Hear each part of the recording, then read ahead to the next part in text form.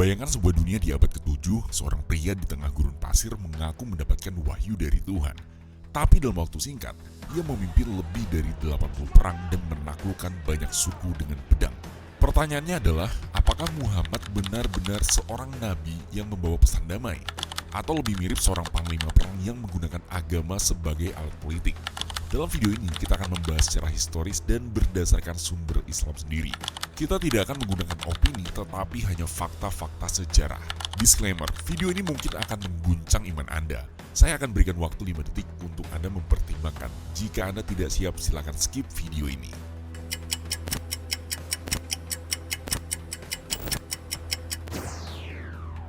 Baik, jika Anda sudah siap, mari kita mulai. Siapa Muhammad sebelum menjadi nabi? Muhammad lahir di Mekah tahun 570 Masehi dari suku Quraisy. Sebelum menjadi nabi, dia dikenal sebagai pedagang dan mendapat julukan Al-Amin atau orang yang dipercaya. Namun tidak ada catatan sejarah yang menunjukkan bahwa dia adalah orang yang religius sebelum berusia 40 tahun. Muhammad mulai mengaku mendapat wahyu pertama pada tahun 610 Masehi di Gua Hira. Awalnya dia berdakwah dengan cara damai, tapi hanya mendapatkan sedikit pengikut. Dia ditolak oleh masyarakat Mekah, terutama oleh pemuka Quraisy. Jadi apa yang terjadi setelah itu? Bagaimana Muhammad bisa berubah dari seorang pedagang menjadi pemimpin perang? Perubahan dari nabi ke pangkomando perang. Tahun 622 Masehi, Muhammad dan para pengikutnya hijrah ke Madinah karena semakin mendapat perlawanan di Mekah. Setelah hijrah, strateginya berubah total. Dari pendekatan damai, Muhammad mulai menggunakan militer untuk mengembangkan Islam.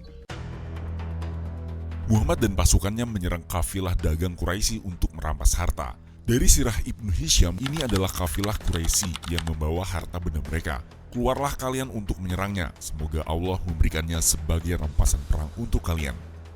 Al-Quran bahkan punya aturan soal bagi hasil harta rampasan. Dalam surah Quran Al-Anfal 41, 80% untuk pasukan, 20% untuk Muhammad dan Allah. Kafilah yang diserang bukan tentara, tapi pedagang biasa. Nih perhatikan nih guys. Mereka hanya membawa barang dagangan, bukan pasukan perang. Ketika Abu Sufyan tahu akan diserang, dia meminta bantuan Mekah. Kesimpulannya, perang Badar sama dengan perampokan bersenjata yang disamarkan sebagai jihad. Muhammad tidak sedang membela diri, tapi menyerang lebih dulu untuk merebut harta. Setahun setelah menang di Badar, Muhammad dan pasukannya 700 orang kalah telak melawan Quraisy 3.000 orang. Penyebab kekalahannya adalah pasukan muslim tergoda harta rampasan dan meninggalkan posisi strategis. Quraisy balik menyerang dan membuat muslim porak-poranda. Dalam sirah Ibnu Hisham dikatakan Muhammad terkena pukulan di wajahnya, giginya patah dan dia jatuh ke dalam lubang. Muhammad terluka parah dan hampir terbunuh. Kalau dia nabi yang dilindungi Tuhan, kenapa dia bisa kalah dan babak belur? Dalam surah Quran Ali Imran 152 mengatakan, dan sungguh Allah telah memenuhi janjinya kepadamu ketika kamu membunuh mereka dengan izinnya, sampai ketika kamu lemah dan berselisih dalam urusan itu, serta mendurhakai perintah dalam kurung Rasul. Maksudnya apa? Muhammad menempatkan pemanah di Bukit Uhud untuk bertahan, tapi pasukan muslim tergoda oleh harta rampasan perang dan meninggalkan posisi mereka. Quraisy memanfaatkan celah ini menyerang balik dan membuat muslim kalah telak.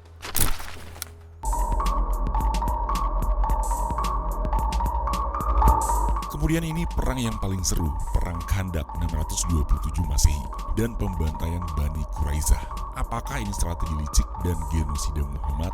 Yuk kita bahas lebih dalam. Perang Khandak atau Perang Parit adalah momen di mana Muhammad berhasil mengalahkan Quraisy tanpa harus bertarung langsung. Tapi setelah itu Muhammad melakukan pembantaian brutal terhadap suku Yahudi Bani Quraisyah. Quraisy dan sekutunya berjumlah 10.000 pasukan mengepung Madinah. Muhammad dan Muslim 3.000 pasukan menggunakan taktik baru, menggali parit di sekitar kota. Taktik ini tidak biasa di Arab. Muhammad meniru strategi Persia. Quraisy terjebak dan gagal menembus Madinah. Dalam sirah Ibnu Hisham jilid 2 mengatakan, ketika Quraisy melihat parit itu, mereka terkejut karena ini bukan cara perang yang biasa mereka lihat di Arab. Jadi kesimpulannya adalah Muhammad menang bukan karena mujizat, tapi karena strategi dan negosiasi politik. Dia tahu cara bermain licik tanpa harus bertarung langsung.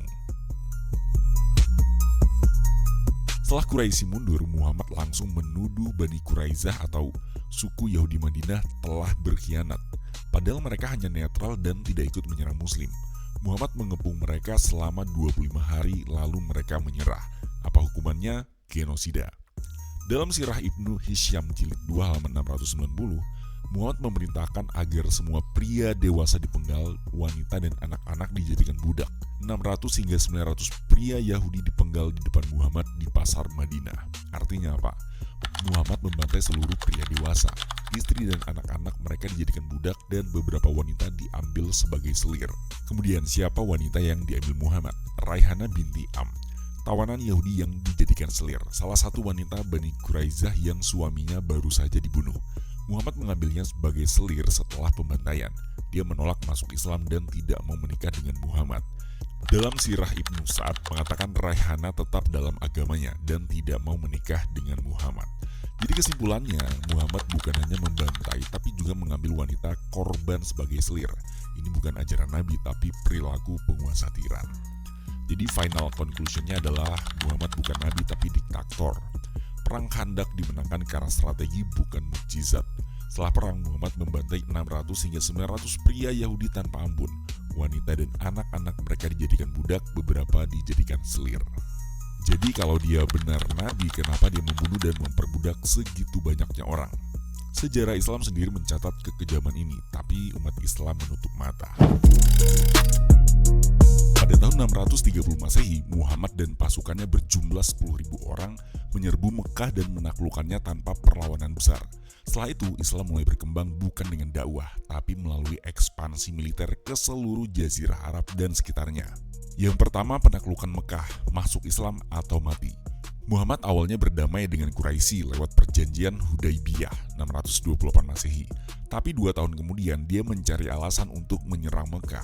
Ketika masuk Mekah, Muhammad menghancurkan berhala-berhala di Ka'bah dan memaksa orang-orang Quraisy tunduk. Sumber Islam mencatat perintah Muhammad dalam Sirah Ibnu Hisham jilid 4. Muhammad masuk Mekah dan berkata, barang siapa yang tetap di rumahnya akan aman. Barang siapa yang masuk ke rumah Abu Syifan akan aman. Barang siapa yang masuk ke Masjidil Haram akan aman. Artinya kalau lo tetap di rumah atau lari ke masjid, lo selamat. Tapi kalau lo ngelawan atau nggak tunduk, lo bisa dibunuh. Pilihan orang Mekah, masuk Islam atau dibunuh. Jadi kesimpulannya, Muhammad tidak menaklukkan Mekah dengan damai, tapi dengan ancaman. Orang-orang Mekah masuk Islam karena takut, bukan karena keimanan sejati. Penaklukan ini bukan tentang agama, tapi soal kekuasaan. Setelah menguasai Mekah, Muhammad langsung melancarkan ekspansi militer ke seluruh Arab. Dalam waktu singkat, suku-suku di Arab dipaksa tunduk dan membayar jizyah atau pajak bagi non-muslim. Dalam surah Quran At-Taubah 29, perangilah orang-orang yang tidak beriman kepada Allah dan hari akhir sampai mereka membayar jizyah dengan rasa hina. Artinya kalau lo non-muslim, lo punya 3 pilihan. Pertama masuk Islam, kedua bayar jizyah atau pajak untuk non-muslim dan tunduk di bawah Islam. Atau yang ketiga dibunuh kalau lo menolak tunduk. Jadi Islam tidak menyebar dengan damai, tapi dengan ancaman dan perang. Non-muslim dipaksa tunduk dengan sistem pajak dan penaklukan. Ini bukan agama damai, tapi strategi dominasi politik dan militer. Yang ketiga, Muhammad merancang ekspansi global Islam. Muhammad tidak berhenti di Jazirah Arab, dia merencanakan ekspansi keluar. Dia mengirim surat ke Kaisar Romawi dan Raja Persia, memerintahkan mereka masuk Islam atau bersiap diperangi. Dalam surat Muhammad kepada Heraklius atau Kaisar Romawi Timur, masuk Islamlah maka engkau akan selamat, jika engkau menolak maka engkau akan menanggung dosa rakyatmu. Artinya adalah Muhammad secara langsung mengancam penguasa dunia dengan perang. Islam bukan hanya agama, tapi alat politik untuk ekspansi militer. Muhammad tidak ingin hanya menguasai Arab, tapi dunia. Islam menyebar dengan ancaman dan perang, bukan dengan ajaran damai. Setelah Muhammad wafat, pengikutnya langsung lanjut ekspansi ke Afrika, Persia, dan Eropa. Jadi final conclusion untuk kesimpulan akhirnya adalah Muhammad ini nabi atau raja perang sebenarnya. Setelah melihat fakta sejarah, kita bisa menyimpulkan bahwa Muhammad tidak hanya berdakwah, tetapi juga memimpin lebih dari 80 perang.